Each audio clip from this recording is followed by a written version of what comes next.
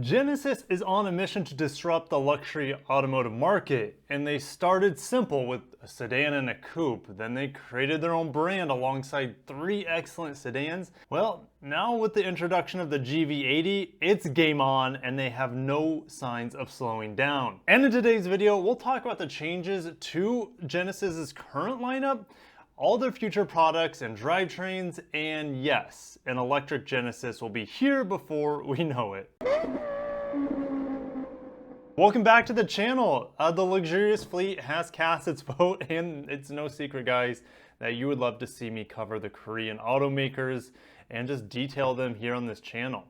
So make sure to subscribe, hit the bell icon so you don't miss any of my upcoming breaking news and reviews on Korean and Japanese autos. Over automotive news, Genesis relaunch includes crossovers and EV. There's the GV80. We're going to talk about that bad boy a lot today. They mentioned Genesis has 350 dealers nationwide. Now keep in mind, those aren't dedicated dealerships. Those are often shared with Hyundai dealerships. And Genesis here locally where I live is now opening their own dedicated dealership. So I'm excited for that. All right, next year, a smaller new crossover will join the family for the 2022 model year, and the G70 will be refreshed. And Genesis will also take the wraps off its first EV by the end of 2021. All right, so let's talk about the G70, the smallest compact sedan that they have. It's a direct competitor, let's say, with the Infiniti Q50 or the Lexus IS. And of course, it was brand new for 2019, and there's gonna be a refresh in 2022. That makes sense, every 3 years, that's pretty standard. Now, the G70 was an introduction of the new styling with the huge new Pentagon grille. And guess who else uses a big Pentagon grille? Acura. It's not quite as tall, but there's no denying that they're both five-sided shapes. And the manual transmission that was available only with the base engine is now discontinued, and a redesign could come as early as 2023. I don't see that happening because they're refreshing it as a 2022. So I mean, that would be in 2023 as a 2024 model. It's possible that they could really come out with a brand new G70 by that time. It'll be interesting to see.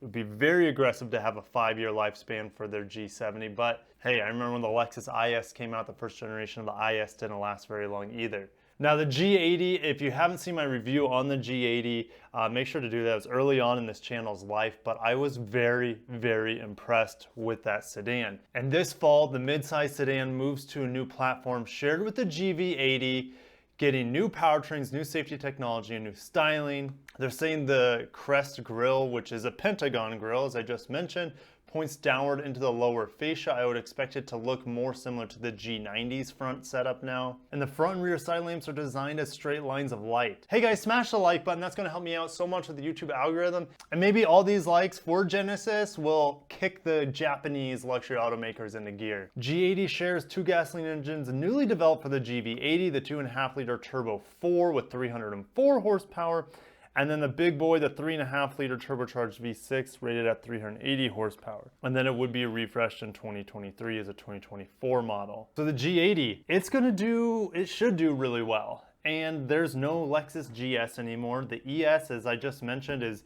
a little underwhelming for Lexus as they just came out with a brand new all-wheel drive with a 4-cylinder with 200 horsepower, so that's a joke. But I would see the G80's main competitor from Japan at this point as the Acura Tlx in both forms. So the Tlx 2.0, and then they have the 3.0, which is the Type S.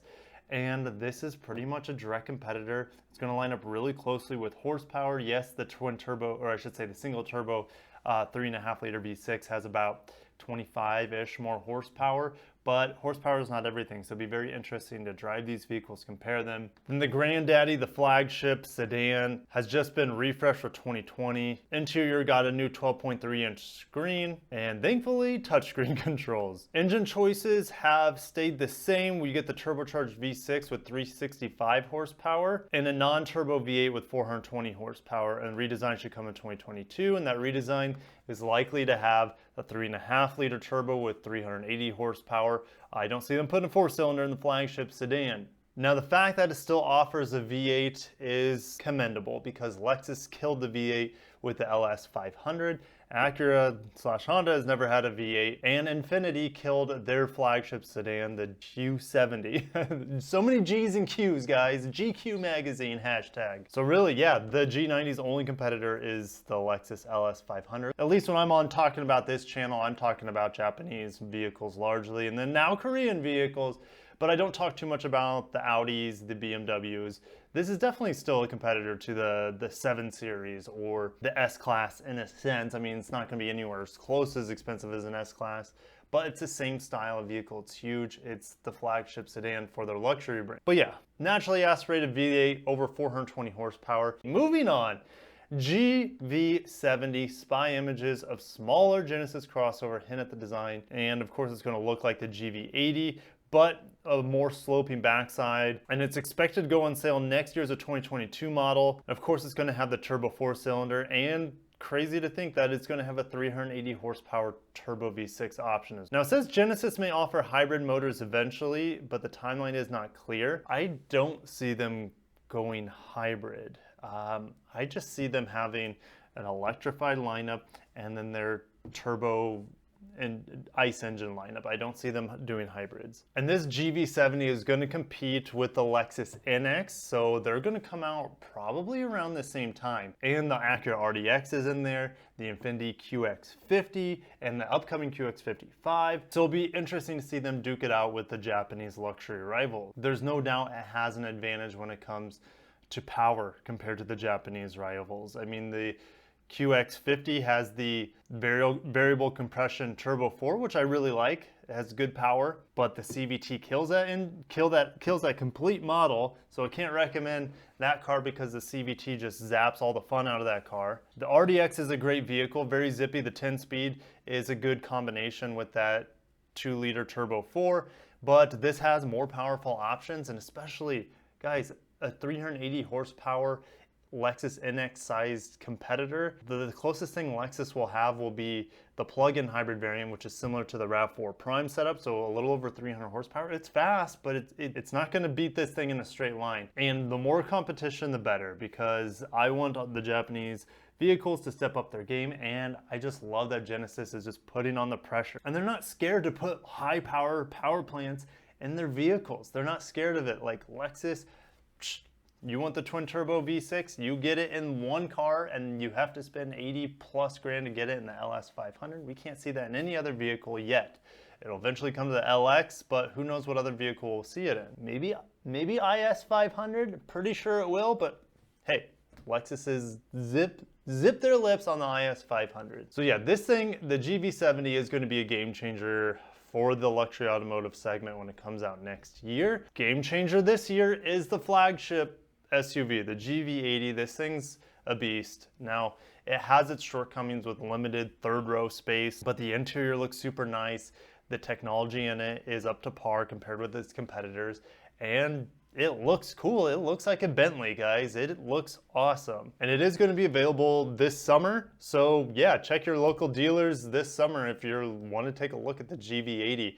I mean, its direct competitors are going to be the Lexus RX/GX. It's a little bit bigger than the RX. It's going to go head to head with the Infiniti QX60, which needs a redesign. It should be getting that next year. And then the Acura the Acura MDX is getting a redesign, probably announced this fall, but we might not see that brand new MDX until next spring. So the GV80 really has the spotlight on itself this year with no new competition from the Japanese luxury brand. And it features an electronically controlled suspension with road preview and front mounted camera, active noise cancellation. It's awesome. You want to have a quiet experience in a luxury car, and it's awesome that Genesis is providing that in their brand new flagship. GV will be available 22-inch wheels, 14.5-inch infotainment screen. Base model is at 300 horsepower, slightly more than 300 horsepower turbocharged 4-cylinder with rear-wheel drive. And that's another advantage to this. None of the Japanese crossovers, SUVs, are a rear-wheel drive base setup. All of them are mostly front-wheel drive. All the ones I mentioned, if you look at Lexus with the GX and LX, they're definitely more truck based. They're actually 4x4s. They're not rear wheel drive at all. But yeah, the rest of them are front wheel drive competitors. And yeah, that's point up for pure luxury, better driving characteristics from the GV80 compared to the front wheel driven Japanese cars. Now the higher trims are going to have the turbo V6 and all wheel drive. So that's the 380 horsepower. And that smokes until that Type S MDX comes out, and I hope it launches alongside the normal MDX, hopefully next spring, to compete against this thing. But yeah, there's no competition in terms of the powertrain for the Japanese luxury automakers. Now you could say the LX with a 5.7 liter V8, but that thing costs 100 grand. The GV80 enters in around 50 grand. If you want the turbo V6, it's not going to cost you 100 grand to get that 380 plus horsepower. Of course, it'll be refreshed 3 years from now in 2023. And moving on, lastly, to the electric vehicle, Hyundai has confirmed that its first EV on a new dedicated platform will be a midsize crossover. Genesis will use that same platform. And I also have done a little research that Kia is going to be also having their own EVs on that same modular platform. And Kia is going to be creating their own brand, just like Hyundai's created the Ioniq for their electric vehicles. I didn't really expect Kia to come out with their own electrified lineup under a different nameplate. So yeah, it'll be interesting to see how that develops. So back to Genesis here. SpyShot suggests the Genesis could be a tall hatchback, echoing the body of EV crossovers such as the Tesla Model Y. And it's definitely not that big. Yeah, it'll be interesting to see them coming out with this EV crossover. Now, Automotive News think it's going to take cues from the Mint concept, but the Mint concept was more of a coupe vehicle, and I don't think the crossover here is going to be looking like that really at all until Hyundai comes out with probably a performance sedan or coupe that'll be fully electric to take on maybe some of the Teslas. But they're saying the Genesis EV can launch before the end of 2021. So that's maybe a year from now, maybe a little bit longer than a year from the making of this video. And if I look at Lexus, no EVs. Yes, they just trademarked the RZ350E. We really don't know what that vehicle is going to look like. Who knows, could it be similar in size to this small crossover Q5/NX size vehicle?